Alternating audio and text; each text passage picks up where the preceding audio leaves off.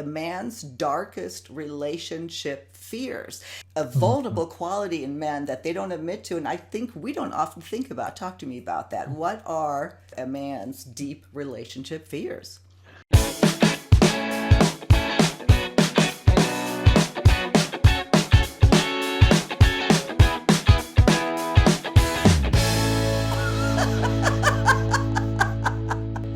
Thank you so much for joining us again on Second Act TV. I'm happy to welcome back Bob Grant, the relationship expert and life coach. Bob, thank you so much for joining us again.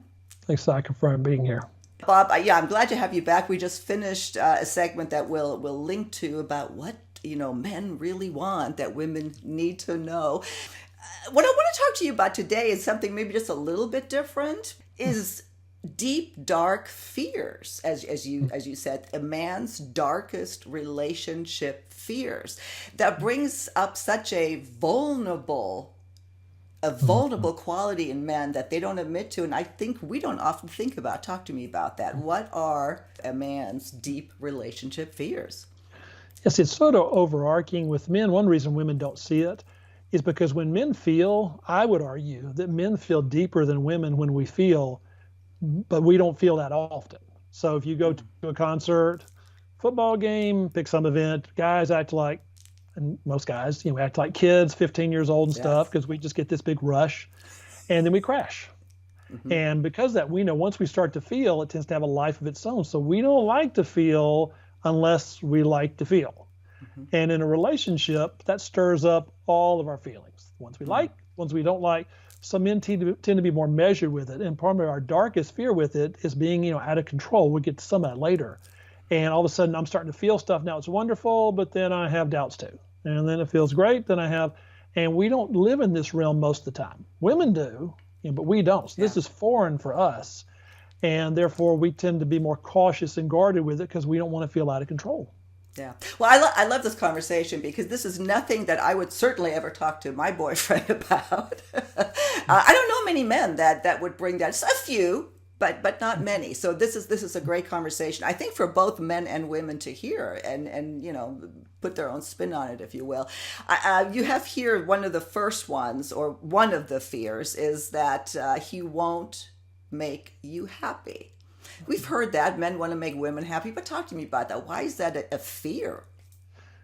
Because you're right. You've heard it. I've said it. You probably said it to other folks. And it sounds like something to check the box off with. Right. For men, making a woman happy is about as important as it gets. Because if she's not happy and I'm connected to her emotionally, now it's like I'm not happy. And now all of a sudden it's, what do I have to do? What do I got to do to make this go away? What can I do to fix it? This is one reason why men try to fix problems. It's because I feel awful. I feel horrible. I mean, yes, I want to fix your problem, but I'm feeling terrible. So I want to fix this because that's what I do with myself. I'm feeling bad. Give me a hammer to do nails, or give me something to saw, or some project to do so I can at least do. It doesn't work real well with women, but that's just what men fall back on. And so if you're not happy, I feel like I have failed. Now, again, one date is different than, 6 months, but that still runs throughout the course of all of them because that's my job, to impress you. And I want to show off for you. I want to protect you, all those things. And if you're not happy with me, then I'm not, this is the fear. I'm not doing my job as a man. Or sometimes the fear is I'm not man enough. Interesting. So do women, what do we do wrong there? Do we say we're not happy? Do we just act we're not happy? What is some advice there in either showing or not showing? Yes, so in fairness to women, let me qualify this, in fairness to women, it's a lot of times when women, if they pick up on this, the things that make a woman happy, there's the mundane stuff, day to day or week to week, and then there's the core things. And I'm generalizing, ladies. It's the women I talk with. Sometimes there's a confusion with all of those things. See, everything is not critical. Everything, I mean, people know this intellectually, but when a man's dating someone and getting to know her, and the reaction is the same because he's 5 minutes late, pick something up, or something more major, he's like, well, which one's important? They're all important. Well, they're not all that important, are they? Yes, they're all. Oh my God! See, if it's all important, I can't win. If it's all important, And that's something with women I'm asking is, tell me what's really important to you. Because there's some things you're going to have to accept. Mm-hmm. And one of the rules I use is, if it's that big a deal, tell me what you're willing to enforce all the way. There's not many things. Well, what are you willing to, so if being late's that big a deal, whatever you got to do to enforce that. Whatever. Now, most of the time that's not worth it, but if it is to you, super. Yeah. But don't make everything. So I want her to, that's what I mean by pick her battles. Mm-hmm. Because if she doesn't pick her battles, she's leaving it up to a man. Ladies, if you leave intuitive stuff up to a man, guys, I'm not saying we're dumb. If you leave intuitive stuff up to a man, it's your own fault. Can I say that? It's the truth. But can I say that here? Yeah, absolutely. That's what we want to hear, the truth. And you know, we do the same with men and women. This is equal opportunity advice. That's funny. Well, thank you for that. No, that's a terrific way to explain it. The second one you say here is that he has a fear, or that men tend to have a fear they'll become powerless. What does that mean?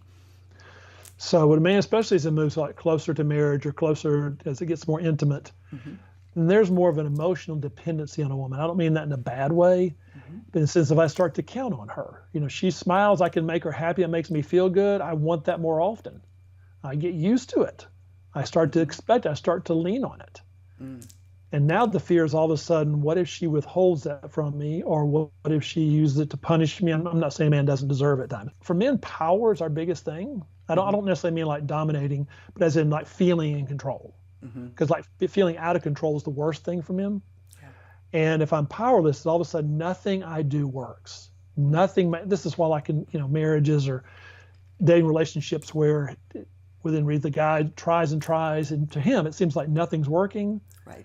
And it's beyond awful. I mean, he starts to doubt who he is. He starts to doubt his competency because I'm trying and I just get blamed again. And you know, ladies, I'm not saying that he might not deserve some of this. Yeah. But see, if a man can't be good at something, he just quits trying. It doesn't make him try harder. That makes him give up. Because that powerless thing, he can only withstand that for so long. Yeah. Is that a conscious thought, do you think? Or is it just something that evolves? I think it's more probably more primitive, and it's more of a reaction. I mean, when I'm saying this, the men watching, you know, leave comments and tell me how you describe it. If I describe it long enough, every man would nod their head, and I may have to play around with the words as far as how they describe it. But that fear of, you know, that nothing I do works and that powerless. I mean, it'd be the same thing if you were at a job and nothing you could do to please the boss. Magnify that in a relationship. 2 or 3x that in a relationship. And it's just worse because there isn't someone else I want to make happy but you. I mean, you're my choice, and again, I'm not saying, you know, clunky and no matter what he tries, but if he's making an effort, that's my fears that, you know, no matter what I do, she's just not going to like it. Yeah. Well, so the advice to women there, then, how can they help with that? One is probably just become aware of it, and. Well, if a woman knows this, let's say there's like an injection I could give her or sprinkle a little powder on her, and all of a sudden, wow, she just realized this. Is that, you know, his being powerless is, it's not that you don't set limits. It's not that you don't, when they're appropriate, absolutely set them. Right. But when it comes to power struggle, what I tell women is, I say, don't argue with the man. What? I said, no, I'm not saying don't disagree with him. I said, but when you get into a spitting contest, I said, I understand why you're doing that. I said, but that's not powerful enough. I said, I want him to feel what he's doing wrong. I want you to detach sooner because I want that fear to work against him when he's being inappropriate or rude or ugly like that. In the same way, you don't argue with cats, you don't argue with children, you don't argue with cars, you don't argue with men. It's beneath you. Because that powerlessness about him is he'll always go to power when in doubt. And so I don't want you to use that against him where I'm going to punish him, I'm going to just not you know, talk, whatever it is that you withhold from him.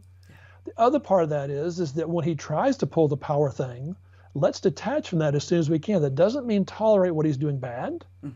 But really it would be when we tell parents, don't get in arguments with your 4-year-old. This is a father talking. You really don't want to do that. And men aren't 4 years old. But when we do power things, we are like 4 years old. Interesting. I've never thought of it that way. That's really, really, yeah. The last one here that you have is that he fears he isn't enough for you. Again, something that isn't, you know, it's not earth shattering, but it it runs much deeper than just, yeah, he doesn't think he's enough for you. Talk to me about that. It is so deep. I believe from talking with other men, a couple of men's groups I'm in, not the fear of not being enough. I said powerless is our worst fear, but if I put that into description, it's that I fear that I'm not enough. And this would be in a job, if I'm playing sports, if I'm asking a high school girl, if I'm older and established, I still don't feel like I'm enough. And that fear is what men spend their whole lifetime trying to prove to themselves. That's where the competitive stuff comes from. And yes, I'll talk with men. I know I'm enough over here. Yes, I understand you're going to say that. I understand right this moment you don't feel scared and stuff. But deep down at the core, it's not something men are just going to say to you. It's that that's there for our whole lives. And that's one reason why men have some of that restless quality and why we want to achieve. And not that women don't want to achieve, but they want to strive and make things better. And that fear of not being enough is there. This is one reason why I've found is that men that lose their jobs, it's bad for women. It's horrendous for men. It's so much identity goes into career and jobbing. And that's not a big deal, women. But I had another psychologist I worked with. She would do Social Security benefits, and they'd have to come to her to make sure it's legit. And she told me, she said, Bob, there is something about when a man loses a job. She goes, it's not. She goes, people make fun of it. She says, it's true. I'm telling you, I've seen it ruin men's lives now. I'm not saying that's a good excuse to ruin your life. But it's that powerful. I started hearing that from her and others over the years. So that core fear is there that he carries with him. And it's not a woman's fault, but she can magnify that fear or she can help heal it. Well, that was going to be my follow-up question. What can we do to not, or to help heal it, as you say? So when he does something you like, it's simple. I mean, it's so simple, but it seems like it's too simple to do. It's every time he feels he can make you happy, every time he does something. What I tell women is, I say, you don't have to make stuff up. I say, just don't keep it in. Okay. I say, because I talk to women, I'm like, you tell me this stuff, but you don't tell him. Right. If he can hear the stuff I hear, his chest to get bigger, he might give you more stuff. And I'm not doing it to be manipulative. Yeah. I'm like, but it's authentic. I say, because as you do that, that tells him, oh, I am enough. I can do this. Because really what I'm after for a man is, even on his good and bad days, he starts to believe this. When he has doubts, he still believes this. But that's really only going to happen when he gets enough feedback, if we can say that. When he gets enough reaction, and not just from a woman, from his family, but it starts with the woman. When he gets that feedback from her and sees it from her, it's, oh, maybe I am. Because there's going to be some days he's just clunking around and messing up, and it works. And she's happy with it. She likes it. And that gives him permission to experiment with her. Oh, I don't have to get it perfect to make her happy. Really? That worked? Yeah, that worked well. Yeah. Oh. You said something again that I want to comment on, and that is, you may tell your girlfriends or say a therapist or somebody else about how great your guy is, or what he did, but we don't tell them, I don't know why that is. And in fairness to us, I mean, this is something that, again, that Paul and I, he's like that. He talks to me about I'll hear from his friends, oh my God, I've heard so much about you. And I just want to say, really? Because he's not going to compliment. He's good at a lot of things, but that's not one of them. It's kind of funny that we're having this conversation. So I guess it's something to remember just in life in general, is people do like positive feedback. So if if there's something you really value, something you really like, not just in your guy, but in anything, tell them. It'll make their day, right? It is, and it's with your guy, but we've all learned this. Those that have children, maybe most of us, and they say with bad behavior, they say don't reinforce it. And you reinforce it by reacting to it. Well, that principle works with this too, is that the way I react, that tells the person this is working, good or bad. Yeah. And so when someone withholds it, they're not going to know that it works really well. It doesn't have to be like over the top. It doesn't have to be exaggerated. And so while we don't want to do it with stuff that's annoying and we just always ring stuff up, the more stuff we react to, the more that teaches the person, that reinforces to them, you should do more of this. Because every man wants to feel not only that he's competent, but that he's really good at something, that I have control over this, is it's really easy to make her happy, she likes who I am. They want to feel that. And so the reaction is what trains him over time to that. Yeah. Love it. Lots to think about. I've really enjoyed this conversation. We're starting to come to the end. You had one other question or one other point that I saw on your website. What does a man fear the most about a woman? I thought that was a really interesting question. What's the answer to that? He fears being out of control. And here's what we mean by that, is that when a man starts to feel, like with all of us, when we start to feel, we don't get to pick the feelings. Everybody wants to. I just want to feel happy. It doesn't work that way. Once you start feeling, those walls or those guards around our heart that we have start to loosen, and the fun ones come out, but are also more susceptible to the other ones coming out too. So in other words, he can do something really wonderful and she's happy and his guard's down, and then she can be upset about something, not horribly, but just upset, and that stings now. It wouldn't sting before, but because his guard's out, he's more connected with her. He's much more susceptible to the tone of her voice, the way she looks at him. And ladies, I'm not saying, be hypersensitive about everything you do, but that's just part of it. Again, that's where intimacy is going to come from. And usually there's been a relationship or two in the past where he's had bad experiences. And with those experiences, part of him is like, oh, don't make her upset. I'm like, no. You want her upset if you deserve it, but I want you to see that she's not what you fear. So ladies, if you're upset with him, I want that conflict. That's your opportunity to show you're safe, because so he gets to see, you're really upset with me? Yeah, I'm upset with you. Where's the screaming and hollering? No, that's not me. But you're upset? Yeah. Great point. Well, that's worthy of a whole other discussion. That is really, really, really great advice. I'm going to link to all of your information if somebody wants to get in touch with you directly. You coach statewide or countrywide, I should say. In closing, anything else you want to leave us with on this topic? The fun thing is it doesn't take a lot. Just knowing this and playing around with it. Men are actually, this is why I talk to women a lot, is because men are simpler. And I tell women, I go, they're easier to have an influence on. It doesn't mean they're dumber, doesn't mean that. But men are easier to please in that sense. Men are not as complex. That's meant as a compliment, ladies. And so there's just a few things. And as women know this, as they experiment with it, what's fun to know is that, his fears can actually work for both of us. Because those fears, when I don't reinforce those fears, I don't make them worse. I don't have to necessarily fix them, just not feed on them. That alone causes him to trust me more. And the big thing, he starts to cherish you more. And that's really what I think women want, if I had to pick, as much as anything. I would agree.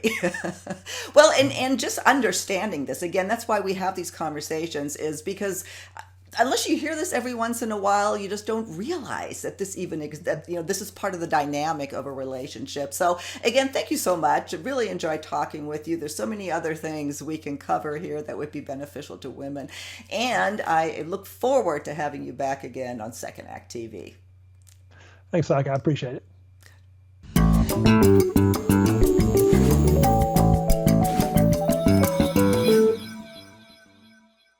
If you haven't done so already, please be sure to subscribe to our channel. The button is right over here. Just click on through to YouTube, and when you see the little bell right next to the subscribe button, hit that too. We'll notify you every time we launch a new video. See you next time.